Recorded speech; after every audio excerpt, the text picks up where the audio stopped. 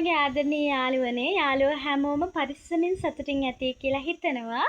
අද සුපුරුදු විදිහටම මගේ YouTube channel එකට ආදරෙන් පිළිගන්නවා. ඉතින් අද මට හිතෙන වෙනස්ම විදිහේ log එකක් කරන්න. අපි සුද්ධිගේ ක්ලිනික් යන්නේ මොනාටද? ක්ලිනික් ගිහිල්ලා මායි හස්බන්ඩ්ුයි ලබා ගන්න අත්දැකීම් ලබාගත් අත්දැකීම් මොනවාද කියලා ඔයාලත් එක්ක බෙදා ගන්න. ඉතින් මුලින්ම කියන්නම් අපි සුද්ධි ස්පීච් තෙරපි යනවා. ක්ලිනික් එක 10කට විතර ගියා 5ක් විතර නවත්තලා තියෙන්නේ. දැන් 5කට විතර යනවා. අපි නවත්තපු 5 ගැන කතා නොකර ඉමු. දැන් යන ක්ලිනික් 5 ගැන විතරක් කතා කරමු. ඉතින් යාළුවනේ එයා ස්පීච් තෙරපි යනවා. එයා PBU හිටපු බබෙක්. මොකද හේතුව එයා මාස 8න් සති 32කින් ඉපදිච්ච බබෙක්. ඉතින් එයා සති 32කින් හිටපු නිසා PBU දැම්මා. ඒට ඔක්සිජන් බට ගහලා හිටියේ. ඉතින් ඊට පස්සේ එයාගේ උගුරේ ස්වර තන්ත්‍ර වගේ ඩැමේජ් වෙලා තිබ්බා. ඒ නිසා එයාට ඉපදුන දායි නම් NG එකකින් තමයි NG ටියුබ් එකකින් තමයි කිරි දුන්නේ. ගෙදර ගෙනිල්ලත් මාස 4ක් විතර වෙනකන් අපි NG ටියුබ් එකකින් තමයි කිරි දුන්නේ. ඒ නිසා එදා ඉඳන් අපි ස්පීච් තෙරපි අරන් යනවා. එයාගේ කතනෙට ප්‍රශ්නයක් වෙයි කියලා තමයි තව දුරටත් එයාට මේ ස්පීච් තෙරපි ක්ලිනික් එකේ තියන්නේ. කතනේ මේ ඒ කියන්නේ හොඳට කතා බහ කරන්න පුළුවන්ද කියලා ඒකෙන් එයාගේ චෙක් කරනවා. ඉතින් ඒ වගේම එයා යනවා PCC කියලා ක්ලිනික් එකට. මං කිව්වේ බබා PBU හිටියා කියලා. ඒ PBU එකෙන් තමයි WBC කියලා ක්ලිනික් එකකට දැම්මා. ඒ WBC කියන්නේ ලදරු ක්ලිනික් එකක්. ඉතින් ඒ ක්ලිනික් එකෙන් හැම ක්ලිනික් එකක්ම බලනවා. ඊට පස්සේ WBC කියන ක්ලිනික් එකෙන් බබාට අවුරුදු 2කමාරෙදි ට්‍රාන්ස්ෆර් කරා PCC කියන ක්ලිනික් එකට. ඔය අතරතුර එයා බබා ඇවිදින්න ගත්තා අවුරුද්දයි මාසෙන් විතර.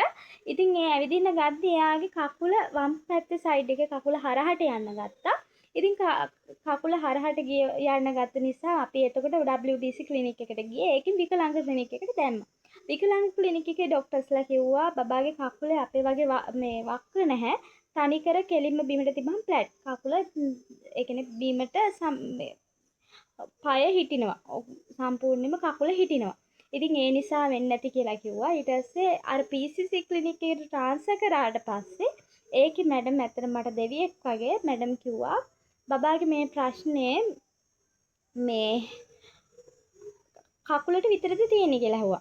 ඒ වගේ කකුලට විතරද තියෙන්නේ අතට තියෙනවද කට පැත්තකට යනවද ඒ පැත්තේ ඇහැ පැත්තකට යනවද ඒ වගේ දේවල් ඇහුවා. මං කිව්වා නෑ මැඩම් මෙහෙම නැහැ.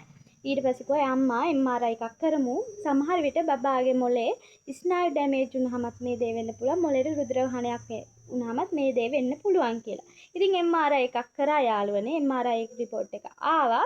ඊට පස්සේ රිපෝට් වල තිබ්බේ මොලේ දකුණු පැත්තේ ස්නායු වගේ ඩැමේජ් වෙලා කියලා. ඉතින් මෙහෙම මේ ඊට පස්සේ දවස් 2කට විතර පස්සේ නියුරෝ ක්ලිනික් එකට අපි ගියා. නියුරෝ ක්ලිනික් එකේ මැඩම් කිව්වා ලබන සතිය ඇඩ්මිට් වෙන්න බබාට බෝටොක්ස් කියන ඉන්ජෙක්ෂන් එක විදින්න ඕනේ. බබාට හෙමිප්ලේජියා කියන තත්ත්වය තමයි තියෙන්නේ කියලා. ඉතින් අපි ඊට පස්සේ බෝටොක්ස් ඉන්ජෙක්ෂන් එක විදලා සතියක් හිටියා. දවස් 7ක් හිටියා හොස්පිටල් එකේ ඇඩ්මිට් වෙලා. ඉන්ජෙක්ෂන් එක විදරපු දාඩ පහෝදායි නම් ෆිසියෝതെරපි ක්ලිනික් එකෙන් බබාට ට්‍රීට්මන්ට් කරා. එක්සර්සයිස් කරා දවස් 7ක්. ඊට පස්සේ එක දිගට අපිට ගෙදරින් කරන්න එක්සර්සයිස් කියලා දුන්නා. ඒවා අපි අදටත් කරනවා. ෆිසියෝതെරපි අදටත් තරයි යනවා. ඒ වගේම ටික කාලයක් යද්දී දැන් මාස 2කට විතර උඩදී එයාගේ අත වම් පැත්තේ සයිඩ් එකේ මත මේ විදියට එයා තියාගෙන තමයි ඉන්නේ නිකන් ඉද්දි. ඊට මම ඕක අපේ නියුරෝ ක්ලිනික් එකේ ડોක්ටර්ට කියද්දි කිව්වා ඔකියුපේෂනල් තෙරපි ක්ලිනික් එකට දාන්න ඕනේ. ඒ දැන් ඉතින් අතට ටිකක් බලපාලා තියෙන්නේ. ඊට පස්සේ ඉතින් ඔකියුපේෂනල් තෙරපි ක්ලිනික් එකට දැන් මම මාස 2ක් විතර යනවා. ඒකිනුත් ට්‍රීට්මන්ට් කරනවා.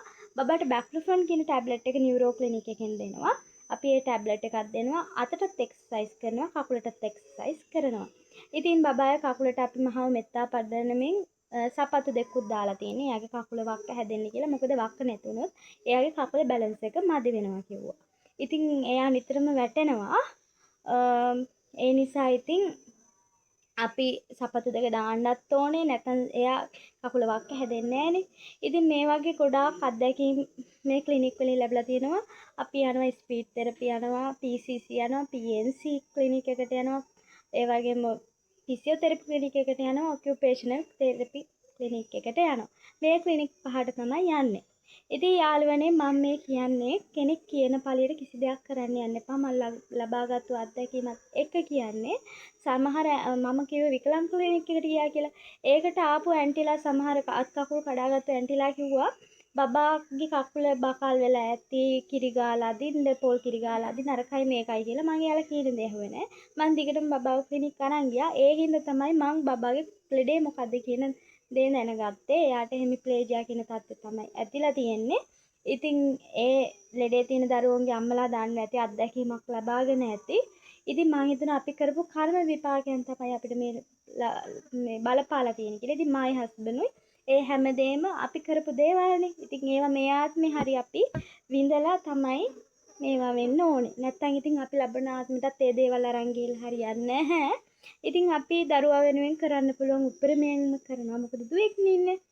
දුවෙක් වුණත් පුතෙක් වුණත් හැමදේම හැම කෙනාටම සමව තියෙන්න ඕනේ. හැමදේම සතුටින් අපි විඳ ගන්න ඕනේ.